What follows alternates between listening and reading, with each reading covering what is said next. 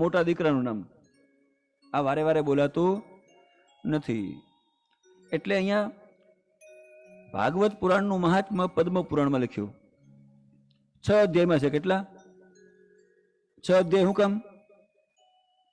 ભગવાન ષડ ઐશ્વર્ય સંપૂર્ણ છે. કેટલા ઐશ્વર્ય?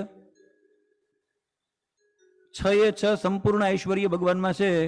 એ એક એક ઐશ્વર્યનું મહત્વ બતાવવા માટે 6 અધ્યાયમાં મહાત્મા કીધું.